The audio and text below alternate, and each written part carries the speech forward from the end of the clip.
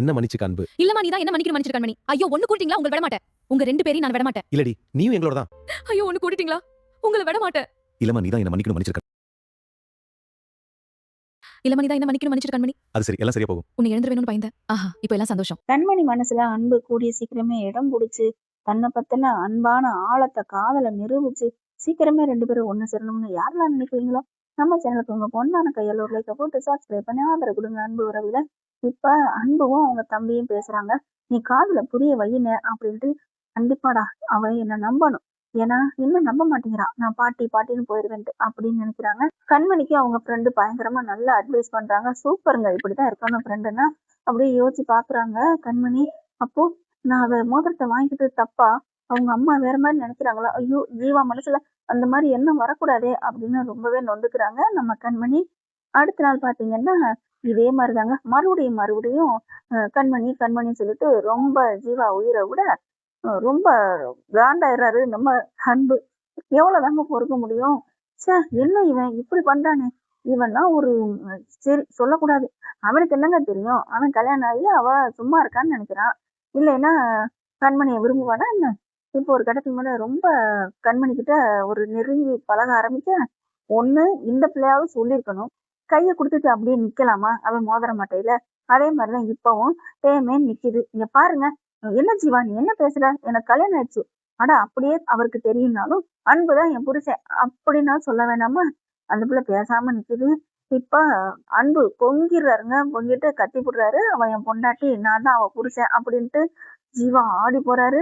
என்ன என்ன சொல்ற அன்பு, நிஜமாவா? ஆமா, அவதான் என் பொண்டாட்டி, போதுமா?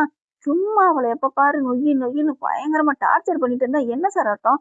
உங்ககிட்ட வேலை பார்த்தா நாங்க அடங்கி போகணுமா என்ன அப்படின்னு சொல்லிட்டு செம்மையா கொடுத்து கழட்டுறாரு. ஆடி போறாரு கண்மணி. அப்போ உண்மையா? ஆமா, அன்புதான் என் புருஷன், போதுமா? அன்பு பேச பேச கண்மணி அப்படியே அதிர்ச்சியில உறைஞ்சு போறாங்க. என்னது, நம்மளை விட்டு கொடுக்காம இவ்வளவுதான் பேசுறாரு. அப்ப இவர் மனசு முழுக்க நம்ம தான் இருக்கோமா, நம்ம தான் தப்பா புரிஞ்சுக்கிட்டோமோ அப்படின்னு நினைக்கிறாங்க. அன்புன்னு பேச போறாங்க கண்மணி. ஆனாலும் பேச முடியலங்க, மனசு வரல. அடுத்து ஜீவா கிட்ட ஸ்ட்ரிக்டா சொல்லிடுறாங்க, நாங்க ஏதோ ஒரு சின்ன பிரச்சனையில மனஸ்தாபத்துல இருக்கோம். இத சாக்கா வச்சுட்டு எங்களை பிரிக்க நினைக்காதீங்க ஜீவா சார், ப்ளீஸ் புரிஞ்சுக்கோங்க அப்படின்னு அடிச்சு திருத்தி சொல்லிட்டு போயிடுறாங்க. அவங்க அம்மா ஆடி போறாங்க. அதை விட ஜீவாவுக்கு ஒண்ணும் புரியல. என்ன கண்மணி நீ இதை என்கிட்ட சொல்றது இல்லையா? அன்புதான் ஹஸ்பண்டா? இது தெரியாம ஐயோ ஐயோ நான் அடிச்சுக்கிறாரு. ஏன் என்னாச்சு ஜீவா? இல்ல, நான் அன்புகிட்டே போயிட்டு கண்மணி எனக்கு ரொம்ப பிடிச்சிருக்கு இப்படிலாம் சொல்லிட்டேனே. ஒரு கட்டின பொண்டாட்டிய இன்னொருத்தன் பார்த்து பிடிச்சிருக்கு விரும்பி இருக்குன்னு சொன்னா எவ்வளவு வருத்தப்படுவாங்க. ஐயோ மனசு கஷ்டமா இருக்கே, நான் என்ன பண்ணுவேன். விடுங்க, அதனால ஒண்ணும் பிரச்சனை இல்லை. நீ என்ன பண்ணுவ ஜீவா, விட்டுரு அப்படிங்கிறாங்க. இல்ல கண்மணி, தப்பு தானே. சரி தப்பு தான், விடு ஜீவா அப்படின்னு கண்மணி தேத்துனாலும் ஜீவானால இருக்க முடியல. அடுத்து பாத்தீங்கன்னா ஜீவாட்ட போய் அன்புகிட்ட போய் ஜீவா பேசுறாங்க. இங்க பாரு அன்பு, தெரியாம நான் பேசிட்டேன், என்ன மன்னிச்சுக்கோங்க அப்படிங்கல. இல்ல சார், எல்லாம் எங்க தப்பு தான். நான் அவதான் என் பொண்டாட்டின்னு சொல்லியிருக்கணும். கண்மணி தான் சொல்ல வேணாம்னு சொல்லிட்டா, அதனாலதான் நான் சொல்லாம விட்டுட்டேன். எல்லாம் என் தப்பு. பாவம் சார், அவளை நான் அடிச்சு விரட்டி விட்டேன் சார். அதனாலதான் அவ இந்த மாதிரி சொல்லக்கூடாதுன்னு சொன்னா. மற்றபடி அவ மேல எந்த தப்பும் இல்லை. முழுக்க முழுக்க தப்பு பூரா ஏன் மேலதான் அப்படின்னு அடிச்சுக்கிறாரு தலையில. உடனே ஜீவன் பார்த்துட்டு, அன்பு அன்பு அப்பெல்லாம் ஒண்ணும் இல்லை அன்பு, விடுங்க அன்பு, விடுங்க பிரச்சனையே இல்லை. முழுக்க முழுக்க தப்பு பூரா ஏன் மேலதான் அப்படின்னு தலையில அடிச்சுக்க. ஐயோ விடுங்க அன்பு, விடுங்க, இதுல என்ன இருக்கு. இல்ல ஜீவா, நான் என் பொண்டாட்டிய தங்கத்தை நான் தள்ளி வச்சுட்டேன். தப்பா நினைச்சிட்டேன், தகரம்னு நினைச்சு ஒதுக்கிட்டேன். தகரமானவங்க பேச்ச கேட்டுட்டு ஐயோ ஐயோன்னு அடிச்சுக்கிறாங்க. என் பொண்டாட்டி பாவம் சார், பாவம். அவளை நான் துரத்திட்டேன், அவளை நான் விரட்டிட்டேன். ஐயோ ஐயோ ஐயோ ஐயோ, எனக்கு எப்படிப்பட்ட ஒரு பொக்கிஷம் என் கையில ஆண்டவன் கொடுத்தான். அவளை நான் வீதியில விட்டேன் அப்படின்னு அழுகுறாங்க. கட்டி பிடிச்சி தேத்துறாங்க. கூல் கூல், அமைதி அமைதி, பிரச்சனையை விடுங்க. கண்டிப்பா கண்மணி புரிஞ்சுக்கிட்டு உங்க கூட சேருவாங்க, போதுமா? நான் வேற இதுல இடையில பூந்துட்டு சாரி சாரி அன்பு, சாரி சாரி அப்படிங்கிறாரு. பரவாயில்ல சார், இருக்கட்டும் சார், ஒன்றும் பிரச்சனை இல்லை, விடுங்க விடுங்க அப்படிங்கிறாங்க. இதை பூராத்தையும் அப்படியே கேட்குறாங்க கண்மணி. ஐயோ நம்ம மேல இவ்வளவு இது வச்சிருக்காரு, நம்ம தான் தப்பா புரிஞ்சுக்கிட்டோமோ அப்படின்ட்டு ஓடி வராங்க. ஓடி வந்து அப்படியே அன்புன்னு கட்டி பிடிச்சிக்கிறாங்க.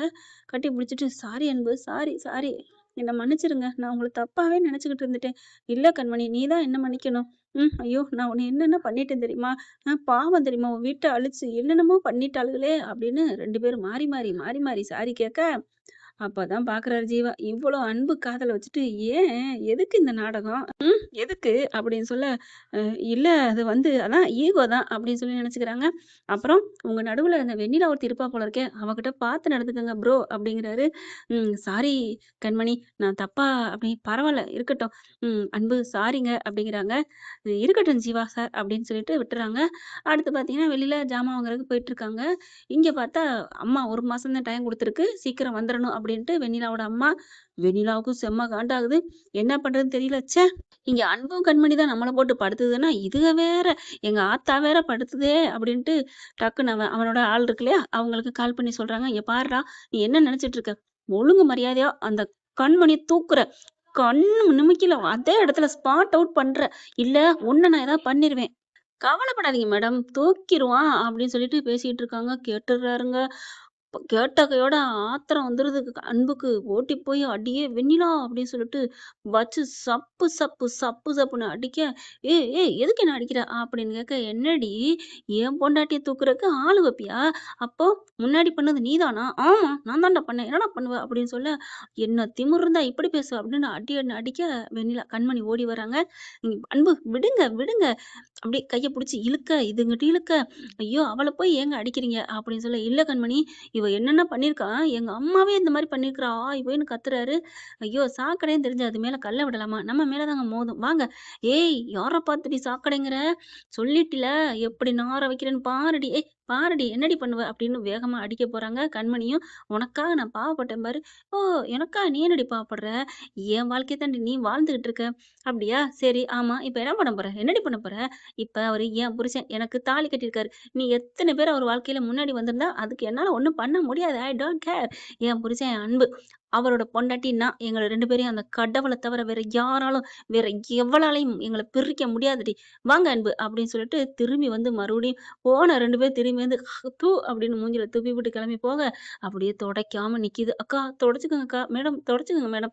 அப்படின்னு அவங்க அடியாளுக. இவங்க போட்ட போடுல ஓடி ஒளிஞ்சிடுறாய்ங்க. போனதுக்கப்புறம் வந்து, "அக்கா தொடைக்க" அப்படிங்கல. அடி சப்புன்னு குடுக்குறாங்க. நாங்க தானே இளிச்சவாயி. எங்கள தானே அடிங்க. அவங்கள அடிக்க முடியல. நான் ஏன் அடிச்சேன்னு தெரியுமா? அவங்க போன வரைக்கும் சும்மா இருந்துபுட்டு, போனதுக்கப்புறம் இங்க வந்து தொடன்னு சொல்லி கர்ச்சீப் குடுக்குறீயலடா! கிளம்புங்கடா.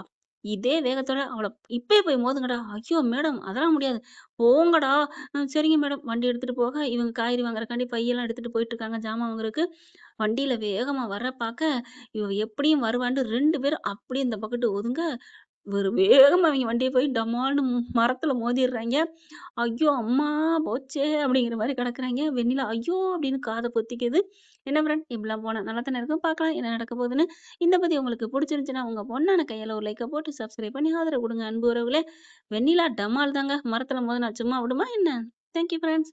இந்த வீடியோ உங்களுக்கு பிடிச்சிருந்தா தயவு செய்து லைக் பண்ணுங்க. இன்னும் அப்டேட்ஸ்க்காக சேனலை சப்ஸ்கிரைப் பண்ண மறக்காதீங்க. நம்ம கிட்ட இருக்க எல்லா சேனல்ஸோட லேட்டஸ்ட் வீடியோ அப்டேட்ஸ்க்காக மேல ரைட் சைடுல காட்டுற லிங்கை கிளிக் பண்ணி வாட்ஸ்அப் குரூப்ல ஜாயின் பண்ணுங்க. உங்களிடம் விடைபெறுவது நான் உங்கள் மெஹர்.